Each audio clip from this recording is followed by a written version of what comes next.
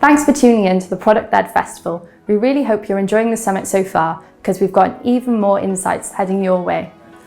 All sessions are designed to be interactive and give you the chance to engage with our panelists, so come ready to get involved with your questions and comments. For all things PLG, don't forget to check on the PLA memberships at productledalliance.com. Sit back and enjoy the next session.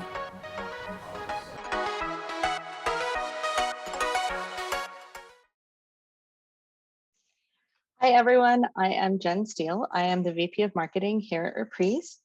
I'm going to be talking today about doing product-led go-to-market across the entire sales and marketing funnel. You should learn how to use your product, I know, shocking, at every part of the funnel. We'll talk through some challenges that you might encounter, and hopefully you'll pick up some quick wins along the way. But before we start, I just thought I'd let you know that I haven't always been in marketing. I came to marketing from tech.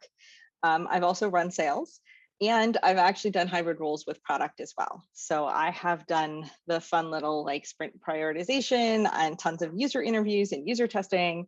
And so while I clearly have chosen to go into marketing, I like to think I can sympathize a little bit with your day-to-day.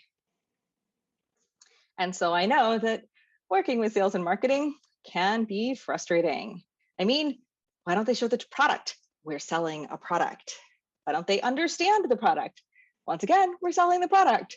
And why don't they use the product in their effing go-to-market motions? I mean, again, we're selling a product. Well, let's talk about where their brains are. And that is, welcome to the funnel. And this can be lots of flavors. You can talk a flywheel, you can talk a funnel, you can talk all sorts of stuff. But we're using this funnel for the model here. And so when we talk about awareness, like what the heck is going on here in this industry? Interest, oh, hey, who are these people? Consideration, should I buy this? Intent, hey, let me buy them. Evaluation, hey, let's talk to sales and go through the process. Purchase, hope you know what that is. And then expand, upsell, cross-sell, right? Try to get more money out of them or try to get them to give you more money. And when you talk about the traditional go-to-market process, here's how B2B companies usually look at using the product. And we use it, well, the sales is probably going to show a demo at the second meeting after the discovery. And then you might have like a trial or a POC. You might have some sales engineers, depends how complex the sales process is. And then when it comes to expand, upsell, cross-sell, well, you pray the product doesn't suck and people want to give you more money. Ooh, PLG, it's the shiny new object, right? Here's how go-to-market tends to look at using product in PLG. You hope they sign up for a freemium for your website and give you a credit card. And then maybe we can upsell them later. We hope we can upsell them later. It's worked for Slack. Why did it want to work for us? But it's a huge missed opportunity. I mean, as we said before, why aren't they using the product to sell the product? And then of course, PLG is great and all, but I don't know about you, I've worked for some pretty complex products, and plunging people straight into, say, a security product or something that requires 4 hours to set up or a lot of integrations can be a bit of a rough entry. So what if I told you, I clearly like memes. What if I told you, you can get sales and marketing to use the product across the full funnel? At least I hope you can, because otherwise this is going to be a real short talk. Okay, so let's kind of step through things, how you can help and how we're talking about this. So product screenshots. What is it? It's a high quality screenshot, usually with dummy data, or it's been anonymous somehow. Maybe the customer name's blocked out or something like that. And marketing loves these for awareness, because what we're doing in awareness is we're telling educational stories, and you can help us to use our product to show examples. So for example, when I was at Visible, Dave Rigatti did a really good job of this. He was my co-head of marketing. And he would have a customer tell the story, or he would have the team write up a story, and he would include a Visible screenshot to illustrate what it was. Sometimes it was with the Visible data. If we had a customer tell the story, then it would be with the customer's data. And no matter what, we really needed a high quality screenshot because, well, let's just face it, sometimes marketing can't mock it up, right? Often our computers aren't as good.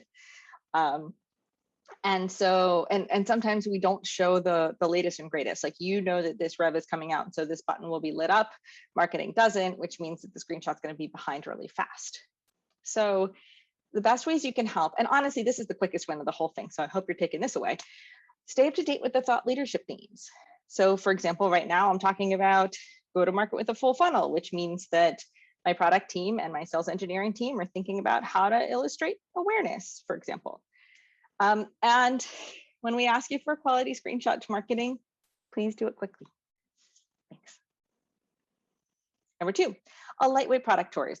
So this can be a clickable harbor tour, this can be a video tour, this can be some sort of tour of some or all of your product. And this is huge on interest. So marketing has managed through awareness or through paid means to get a visitor to the website. And this helps us get website visitors interested in the brand and the solution you provide. So the best way you can help here is to educate marketing on the wow moments, right? As product, you're likely doing a ton of customer interviews. You probably spend more time with the customers than marketing gets to. So let us know what plays well. Tell us, oh my gosh, this new feature, people are dying for it. And that way we'll prioritize it in our video or our tour queue. And also tell us what you think of what we create. Nicely, please. But still, it would be great to know, again, because you talk to customers so much and because there are reasons that you design products the way that you design them, tell us what we could do better. Tell us what works really well. Tell us what's going to be retired and we should really pull the tour off the site. And then you get real bonus points if you can create tours yourself. I mean, yes, we're going to want to wordsmith them, but because we have messaging and we have certain things that we need to stick to. But if a product person handed me a storyboard or handed me a clickable website tour, I would buy them all the frothy beverages. Next one, free trial. If you don't know what a free trial is, I really can't help you at this point. So this is huge for consideration and intent. And so basically, you've gotten them to the site with awareness. You've then gotten them to the point that they're like, oh, there are solutions for this product. And now you want them to say, hey, this is our product. This is, let me play with this. Let me see if this will work for me. And then ideally, hey, I think this will work for me. Let me talk to sales. That's the intent piece.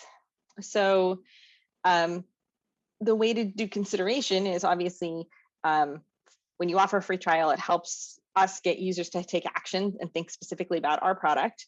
And then when it comes to intent and reach out to sales, then it's a great time to use in-product messaging to get prospects to reach out to sales. How you can help. First, make a free trial. I'm sorry, I have to include some of this for completeness, right? Although it kind of sounds dumb now that I'm actually trying to present it. 2, get usage signals from the trial into marketing and sales systems. You hopefully already have something like this built out that you're looking at, right? How are they using what? What are they using? And it would be great for us in marketing to know, hey, we know that sticky customers do ABC. And so in the free trial, if you can get us the signals that they've done ABC, they might be ready for a sales call, right?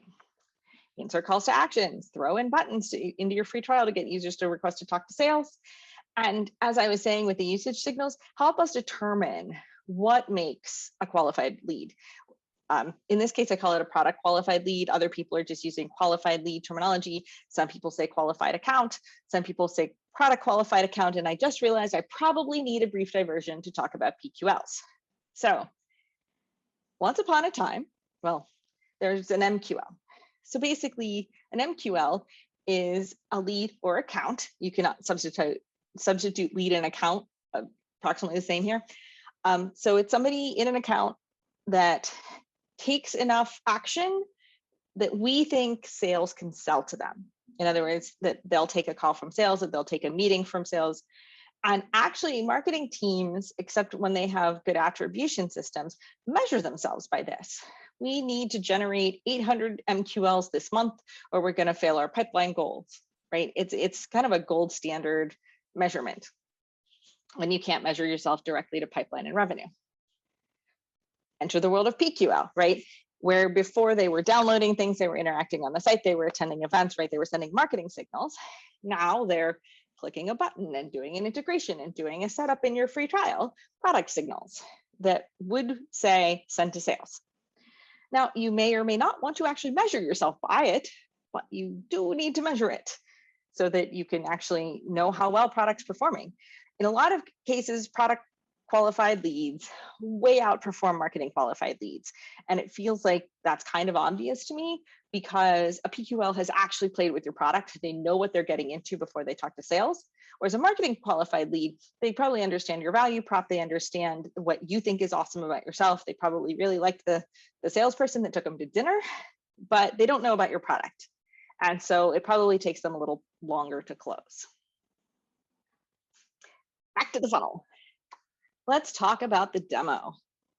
So I've owned the demo at a lot of organizations, and sometimes it's super painful. I remember very clearly being like, do not press this button, do not click this button. And this was to salespeople getting ready for a conference. So we had a demo instance, but it was brand new, whole platform brand new. And I was like, do not click that button. It's a big black bar, and don't click the one under it because the funnel is upside down. That was unfortunate. So, and of course, it was even more unfortunate when they'd stand there at the kiosk with a customer who would be like, what happens when you click this button? And that was really annoying because it's like, well, what do you say? The product doesn't work. What do you, how do you even answer that? And honestly, salespeople are better at this than I am, which is probably why I chose to go into marketing rather than stay in sales at some points. But if you have an instance of your product with dummy data and you make it sexy, then your sales team will love you forever. If you can give them something that's obvious, if you can give them something that doesn't have a button where the funnel is upside down or that produces a giant black bar, they'll love you forever. So basically, how to help. Non-sucky demo instance. This could even be a dummy instance that's not the real product, right? While I wouldn't offhand suggest like PowerPoint because you can accidentally click in all sorts of random places, or what is it, Figma or InVision, and there's a lot of things that like light up blue when you click the wrong place. But you can consider alternatives to your actual product. And then help in sales enablement with the demo script in the process to show off the product. Again, this goes back to you get the aha moments. And while sales, granted, they talk to a lot more people than marketing does on a day-to-day basis, customers on a day-to-day basis. It's so useful if you're just like, oh, hey, this wow moment, people who are good customers love. So make sure you get to that in the demo. So another thing you can do in the evaluation stage, in the sales stage, is help with product-based sales leave behinds. So it's like a website tour, but it's aimed a little differently. So it's basically a piece of your product that, okay, so think about it. So sales often talks to one or two people, right? Especially on those first calls. Those one or two people, I mean, in an enterprise sale, there's what, an average of 6.7 members of the buying committee. So those one or two people have to get the other 4.7 members into the room, the virtual room these days, but into the room to really evaluate the product. Like, should we spend money on this product? And getting them into the room can be really hard. And so right now, marketing and sales enablement tend to make one-pagers. And I don't know how many people actually read one-pagers. I have spent a lot of my life making one-pagers, and I'm still not sure how many people read one-pagers. But imagine if you had a lightweight product tour that specifically talked about pieces, the wow moments, right? The things that customer, the use cases that customer would need. And it could be a video, it could be, a clickable product tour, it could be a lot of different things. But sales sends that out to contacts that want to internally sell. And then in a perfect world, they could actually date them with an email address so you know who the heck is looking at them, et cetera. But imagine how much faster people would get into the room if they're like, oh, that's what they want to use that for, right? And sometimes it's hard to sell internally because you've done it based on what, a half-hour call and surfing a website and being like, I want the product that does the thing with a thing. Yeah, that's really useful. Or you can show them it does the thing. Oh, that thing, super valuable. How to help? Create them. Create the sales leave behinds, or help sales engineering create them. Here at Praise, our sales engineer team does amazing jobs creating sales leave behinds for everyone. If you can, make them customizable per account. And then, as I said before, if you can, build tracking into leave behind so sales can figure out who's looking at them, how long, what screens, all that stuff, so that then when they call up their champion, they can say, I see that Margot took a look at this and spent a while on this screen and then clicked to that.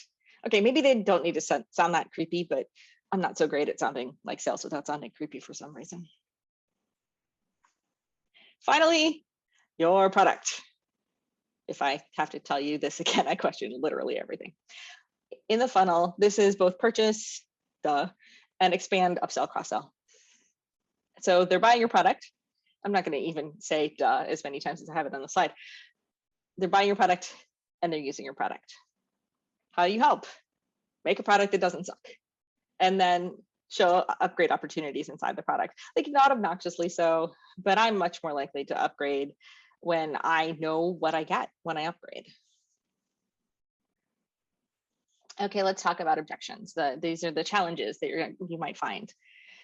Competition. And I know that a lot of folks in this room probably are super embedded in your competitive analysis. And here's my point with competition. Competitor has probably already seen your product, right? Have you ever gotten just somebody blindly sending one of your sales reps a deck from one of your competitors? Have you ever seen somebody secretly shop a competitor?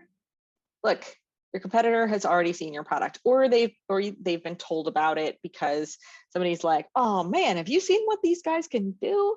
When's that on your roadmap, right? To somebody. So I always tell folks internally, and sometimes it flies and sometimes it doesn't, but I always tell folks, look, they've already seen our product. We're not going to win just on that.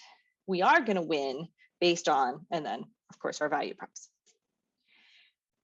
Problem number 2, marketing may not know your product. With the exception of product marketing, unless you have a marketing product, how often is your marketing team in your product? How often do they even see it? So they may not know it. And so you're going to have to do some marketing team enablement to really help them use the product. I came up through product marketing, but I've talked to folks that came up through demand who's like, I never thought to use product in my marketing. And so maybe you look at the thought leadership board, you say, hey, or however they manage it, you ask them what thought leadership is. You say, hey, I see that you're talking about X, Y, and Z. We can illustrate Z super well with a product. Would you like some product screenshots? Help them market with your product, because nobody knows the product as well as you do. Sales fear. I have worked at lots of startups, and sales fear is real, right? Sales starts hating the product. They start not trusting the product, and they're just like, well, I really need them to understand the demo prop before I can get them into the demo, the value prop before I get them into the demo, because otherwise I can't, blah, blah, blah. Yeah, they might be afraid. So there's going to be some internal education that you're going to have to do around, they've already seen it. They've seen it already. And so they're going to be coming in having seen A and B and C. And this is where you probably have to get marketing and sales in the room and talk about, what does the customer journey look like? What does the whole go-to-market journey look like? When did they see the product? What have they seen of the product? And then eventually you can talk about objections around it and really get a nice little motion going. And as I just said, you're going to have to get sales and marketing in a room, which means more people coming to your orchestration party. Gone are the days, well, hopefully, gone are the days that you can basically do product and use product marketing to toss it over the fence, right?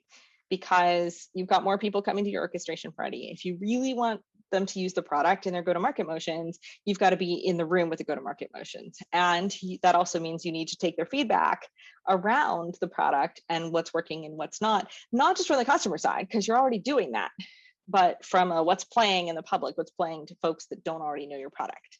I know a lot of you are already really good at that.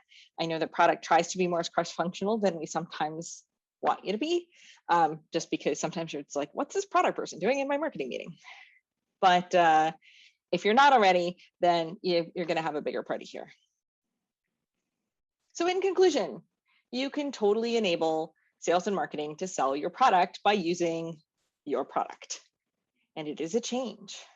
It's going to require some change management. One thing I've found with product folks, though, is because you're living on the edge, you actually are better at change management than a lot of your counterparts in sales and in marketing. And finally, PLG is super hot at the moment. It is your time to shine. And if you enable your sales and your marketing teams, then, well, it's your time. Come on over to the spotlight and, well, help us out while you're at it. Thanks, everyone. Hope that this has been somewhat useful, and happy to answer any questions you have.